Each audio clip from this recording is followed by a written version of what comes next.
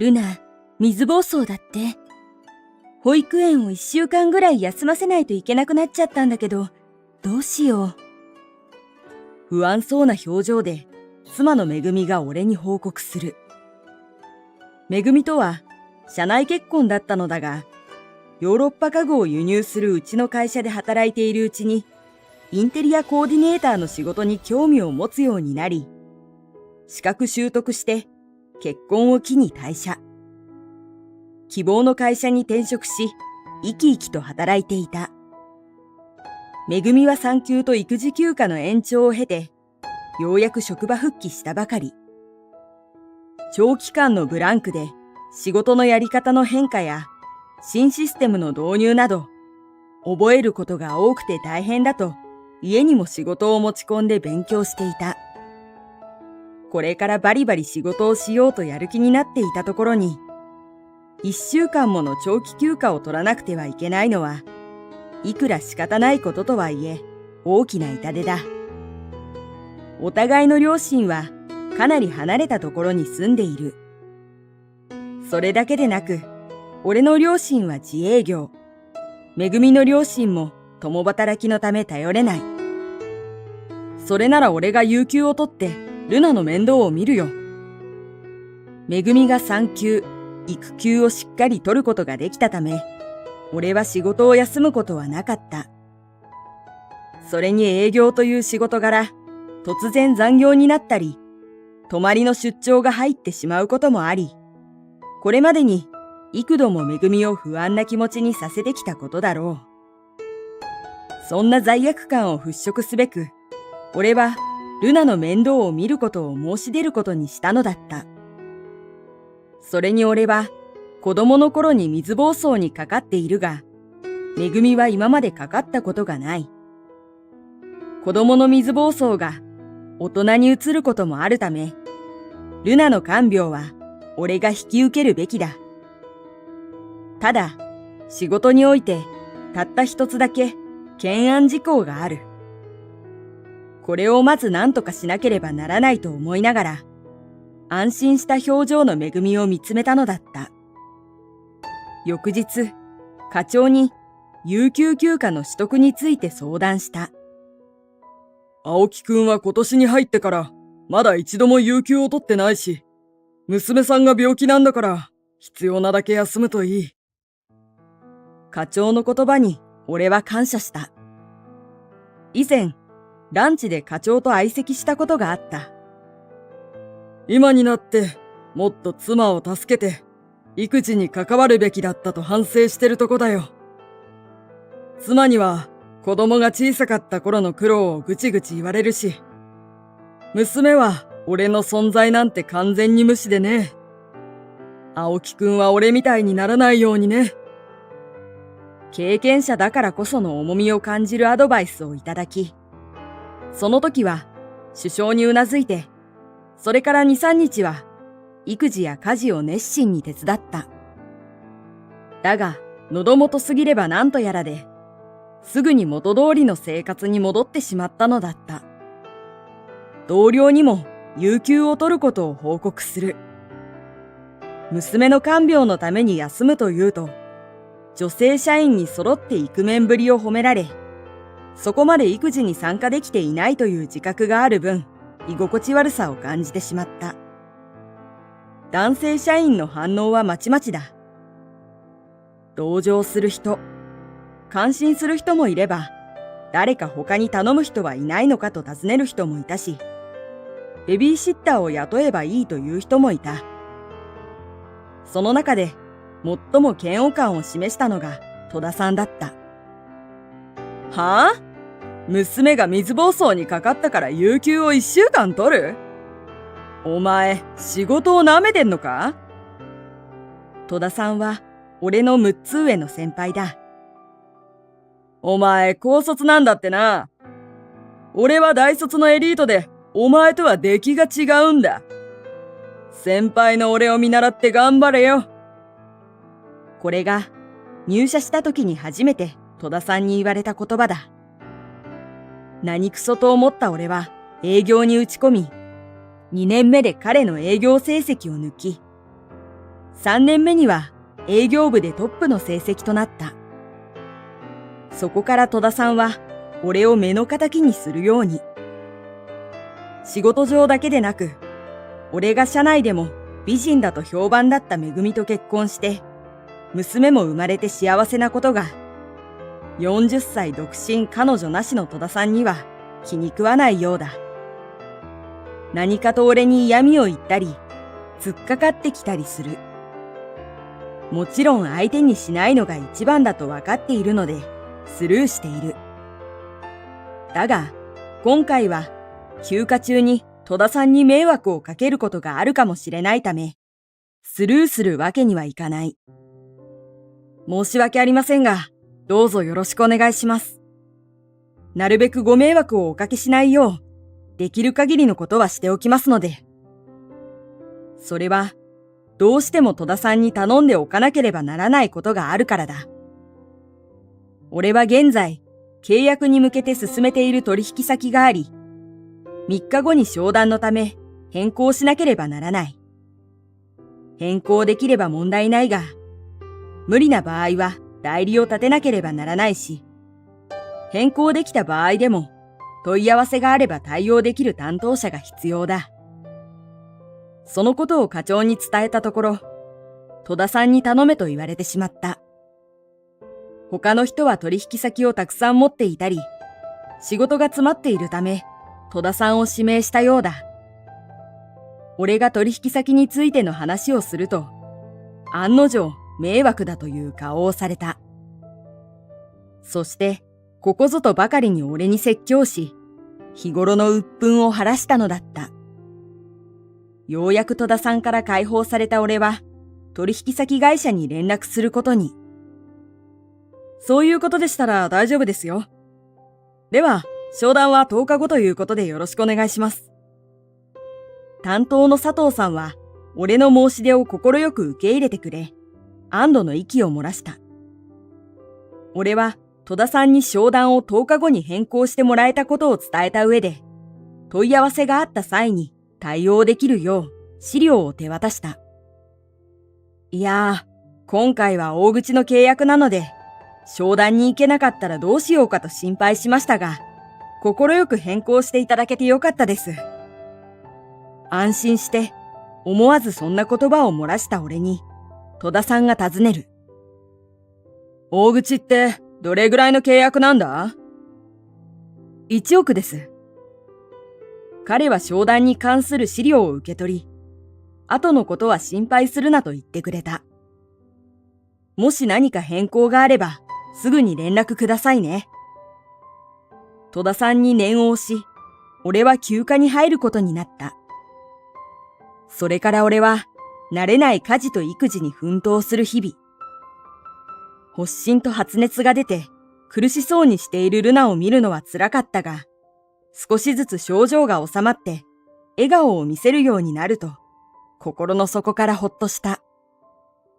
絵本を読んだり、近所を散歩したりと、普段はなかなか持つことができない、親子二人きりの時間を楽しんだ。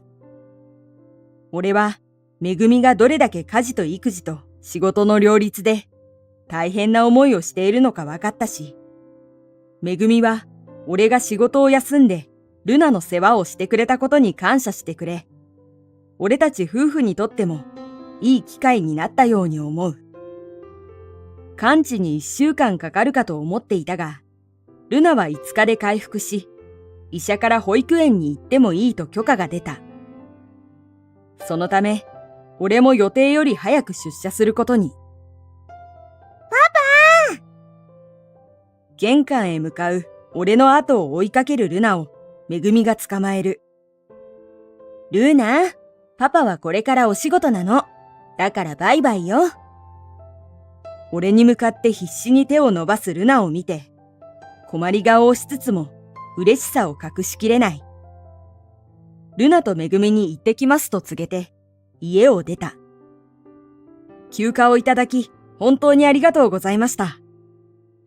出勤して、早速課長に挨拶に行く。課長はまず、ルナの様子を尋ね、それから仕事の話に移った。君が休んでる間に、可愛いインテリアさんから、やはり早めに商談をしたいと話があったらしくてね。戸田くんが今日行くことになっていたんだ。え？俺が慌ててオフィスに戻ると、ちょうど戸田さんが出勤してきたところだった。いるはずないと思っていた俺の顔を見て、戸田さんは驚いたものの、すぐに強気な姿勢を見せる。なんだ、もう出勤したのか。もっとゆっくりしててもよかったんだぞ。なんなら、そのままやめても誰も困らなかったのに。ふざけないでください。思わず感情的になって声を荒げてしまった。どうして可愛いインテリアさんから商談の日にちを変更してほしいって言われたことを連絡してくれなかったんですか？俺が出勤していなければ勝手に商談を進めるつもりだったんですか？とにかく今日が商談になったのなら俺が行きます。戸田さんがニヤニヤしながら答える。お前は商談には行けないよ。問い合わせに対して完璧に答えたエリートの俺が担当してくれた方が安心だと言われて、佐藤さんが担当替えを希望したんだ。高卒には荷が重いから交代だ。ビジネス上の付き合いとはいえ、佐藤さんと少なからず絆を築けていると思っていた俺は、それを聞いてショックを受けた。それなら佐藤さんに連絡して、どうして担当者を変更してほしいのか聞き、こちらに非があれば謝罪したいと戸田さんに訴えたのだが、佐藤さんは、もう俺とは口も聞きたくないから連絡しないでくれと言っていたという。これで1億の契約は俺のものだ。戸田さんの言動からは、これで栄転も近いな。という心の声が聞こえてくるかのようだ。わかりました。では、戸田さんに可愛いインテリアさんとの商談をお任せしますので、どうぞよろしくお願いします。俺はこれ以上反論することはせず引き下がった。定時の1時間前。悪く思うなよ。戸田さんはそう言って商談のために出て行った。この後は直帰するとのことだ。彼はこれで人生が大逆転したと思っていることだろう。その程度じゃ無理ですよ。去っていく後ろ姿を見送りながら、俺は戸田さんの望むようにさせることにした。おはようございます。翌日、オフィスに入ると、いつもギリギリにしか出勤してこない戸田さんがすでにいた。青木。俺の顔を見るなり、青ざめた顔でガクガク震えている。昨日の商談はどうでしたか？エリートの戸田さんが担当したんですから、うまくいったに決まってますよね。すみません。涼しい顔で尋ねた俺に、戸田さんが叫んだ。お前知ってるだろ。契約は断られたよ。お前にはめられたんだ。昨日、商談のために、可愛いインテリアの会議室に通された戸田さんは、佐藤さんの隣に座る女性を見て固まった。君は？女性が立ち上がり、戸田さんに軽く頭を下げる。戸田さん、ご無沙汰してます。主人がお世話になっております。そう、その女性とは、俺の妻であるめぐみだった。佐藤さんが説明する。青木さんから奥様がうちの会社と取引があるということは以前から聞いていたんですが、担当部署が異なりますし、直接の面識はなかったんです。それが今日、奥様が私に挨拶したいということで、うちの担当者を通じて紹介いただきまして。それを聞きながら、戸田さんの顔がどんどん青ざめていく。そこへ、めぐみが穏やかに尋ねる。夫は本日より出勤しているはずですが、どうして今日の商談の場に戸田さんが来ているのでしょうか。口をパクパクさせるだけで答えられない戸田さんに代わって、佐藤さんが口を開く。青木さんは娘さんが入院して長期間仕事を休むことになったために、担当を外れ、戸田さんが新しい担当者になったんですよね。めぐみが眉を寄せる。誰がそんなことを？水疱瘡にかかった娘の看病をするために、夫は有給休暇を取りましたが、回復して今日から保育園に通い始め、彼も出勤しました。担当から外れるなんてありえませんよ。佐藤さんが厳しい表情を戸田さんに向けた。戸田さん、あなたから聞いていた話と違いますが、一体どういうことですか？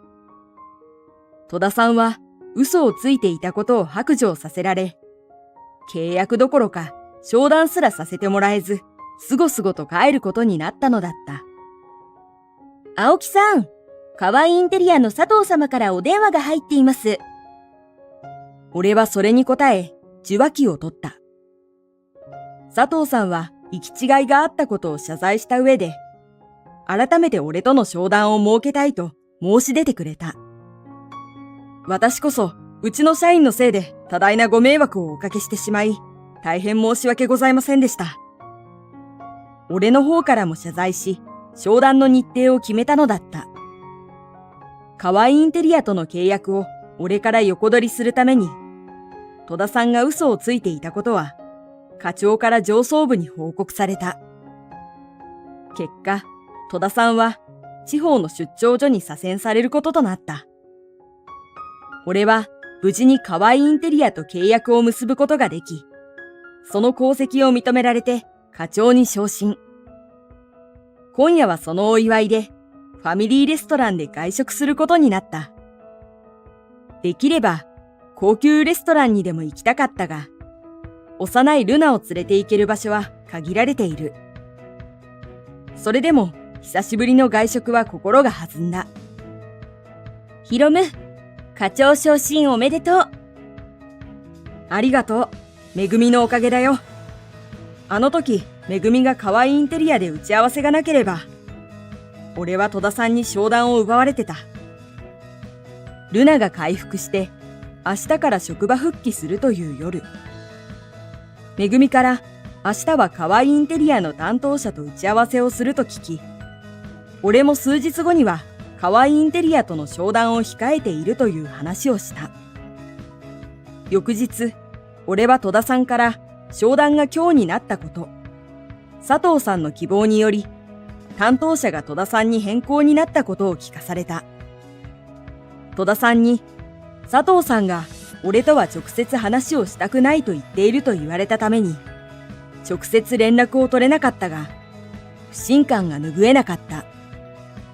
そこで、俺はめぐみに連絡することに。戸田さんがかわいいインテリアと商談することになった経緯を伝え、なんとか佐藤さんに会って、それとなく理由を聞き出せないだろうかと相談した。どうして佐藤さんが急に商談の日程を変えたのか、担当替えを希望したのかを知りたかったから。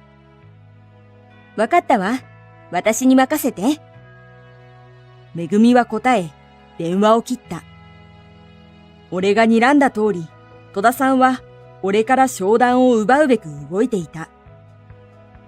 だが、まさかめぐみがあの場で戸田さんを追い詰めるとまでは思っていなかったので、彼女が帰ってきてから話を聞いた時には驚いた。元はといえば、私があなたに有給休暇を取らせたばかりに戸田さんに商談を奪われそうになったんだもの。責任を感じたの。申し訳なさそうにまつげを伏せためぐみの手を取る。俺は今回ルナの看病を通じて、今まで自分がどれだけめぐみに甘えていたのかが分かって反省したんだ。子育ては二人でするものだし、家事も協力してやるべきだ。めぐみが子供のために有給を取るのが当然だなんて考えず、俺にも頼ってほしい。俺の言葉を聞き、めぐみは瞳を潤ませてうなずいた。すると、ハイチェアに座っているルナが、笑いながらキャッキャと手を叩く。突然のことに、俺たちは目を大きくして、顔を見合わせ、笑い合った。これからもルナの成長を二人で見守っていこう。子供が成長した時に、この子の生きてきた人生を夫婦で振り返って思い出を語れるように。